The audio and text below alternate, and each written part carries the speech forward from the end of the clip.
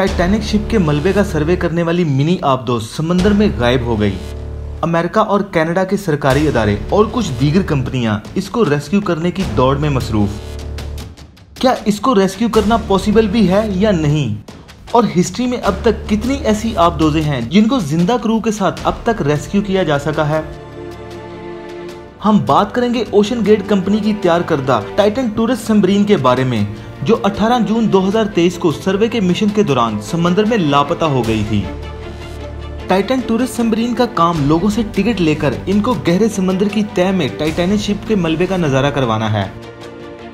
18 जून 2023 को भी ये सर्वे के दौरान जब 3800 किलोमीटर की गहराई तक पहुंची तो इसका राब्ता बाहर की दुनिया से कट गया और इसमें टोटल 5 अफराद सवार थे।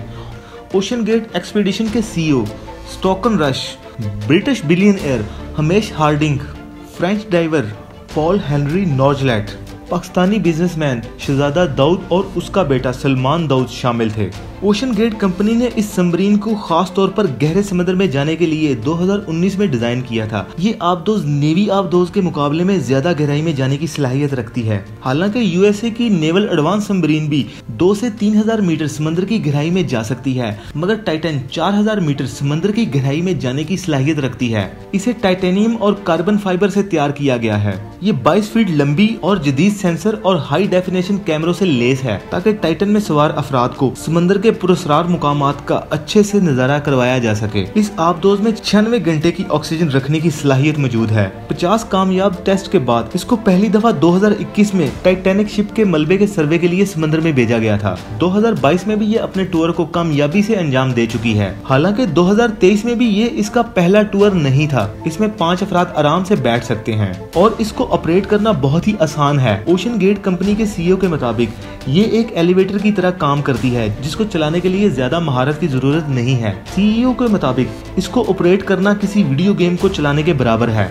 ये आबदोज खुद से नेविगेट नहीं कर सकती, बल्कि इसको समंदर से बाहर बेस पर मौजूद एक जहाज की मदद से नेविगेट किया जाता है। जहाज से इसको टेक्स्ट मैसेज के जरिए हिदायत भेजी जाती है और इसको ट्रैक किया जाता है। जिस मुकाम पर टाइटन आबदोज गायब हुई है, ठीक इसी मुकाम पर 15 अप्रैल 1912 को साउथ न्यू फाउंडलैंड कनाडा से 400 माइल्स दूर नॉर्थ अटलांटिक ओशन में एक आइसबर्ग के टकराने की वजह से टाइटैनिक शिप डूब गया था और 1985 को इसका मलबा हादसाती तौर पर दरियाफ्त हुआ था और ये मलबा 3800 मीटर की गहराई में मौजूद था। तो इसका मतलब ये है कि टाइटन आबदोज भी 3800 मीटर की गहराई में मौजूद है, क्योंकि 3800 मीटर गहराई में जाने के बाद ही इसका बाहर की दुनिया से राब्ता मुनक़ता हुआ था। इतनी गहराई में जाने के बाद समंदर के अबेसल जोन का इलाका शुरू होता है, क्योंकि समंदर में 4000 मीटर की गहराई में जाने के बाद समंदर का अबेसल जोन शुरू होता है। दोस्तों याद रहे कि अबेसल यूनानी जुबान का लफ्ज है जिसका मतलब है पाताल। यहाँ पर पानी का प्रेशर तकरीबन 5800 psi हो जाता है। आप इस प्रेशर का अंदाजा कुछ यूँ लगा सकते हैं कि किसी एक कॉइन के ऊपर एक मोटे ताजे बैल को खड़ा कर दिया जाए। यही वजह है कि कुछ माहिरीन और रिसर्चर का कहना है कि इतनी ज्यादा गहराई में टाइटन अब तक फट चुकी होगी। मगर दोस्तों इस बात के बहुत ही कम चांसेस है, क्योंकि टाइटन को खास इतने प्रेशर को बर्दाश्त करने के लिए डिजाइन किया गया है और ये कोई पहली आबदोज ऐसी नहीं जो इतनी ज्यादा गहराई में गई है। 1960 में ट्राइस्ट सबमरीन 10,000 मीटर की गहराई में जाकर कामयाबी से वापस आ चुकी है, बल्कि 2022 में यूएसए के naval officer Victor Wesco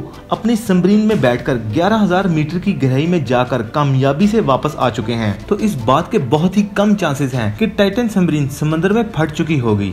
ocean gate company खुद भी इसको रेस्क्यू करने में मसरूफ है, क्योंकि वो इस इलाके से बाखूबी वाकिफ हैं और इनके पास इस इलाके का मुकम्मल पुराना मैप है। मगर इस आबदोज को रेस्क्यू करना आसान काम नहीं है, मुश्किल जरूर है मगर नामुमकिन नहीं है।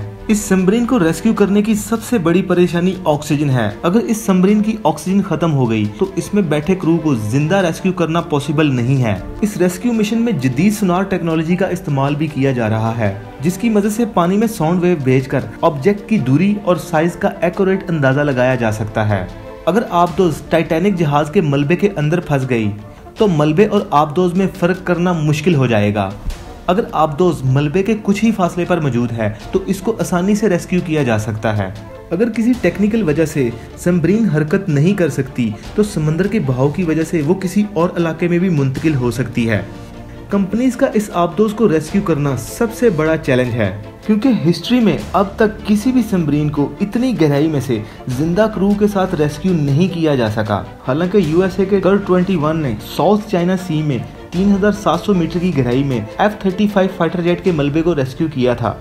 हालांकि 1973 को दी पाइसिस 3 सबमरीन को आयरलैंड के साहिल से 84 घंटों के बाद जिंदा क्रू के साथ रेस्क्यू कर लिया गया था, मगर इस सबमरीन की फंसने की गहराई 1575 मीटर थी, जिसकी वजह से इसको आसानी से ढूंढकर रेस्क्यू कर लिया गया था। मगर टाइटन जिस मुकाम पर गायब हुई है वहां पर समंदर की गहराई तकरीबन 4000 मीटर के करीब है। अगर इस सबमरीन का सुराग मिल भी जाए तो क्रू को एक सबमरीन से दूसरी सबमरीन में सवार करना पॉसिबल नहीं है। अगर हैवी मशीन का यूज करके आबदोज को समंदर की तह से 2 से 2500 मीटर ऊपर लाकर क्रू को एक सबमरीन से दूसरी सबमरीन में शिफ्ट किया जाए तो शायद टाइटन में मौजूद अफराद की जान बच सकती है, मगर इसके लिए टाइम बहुत ही कम है।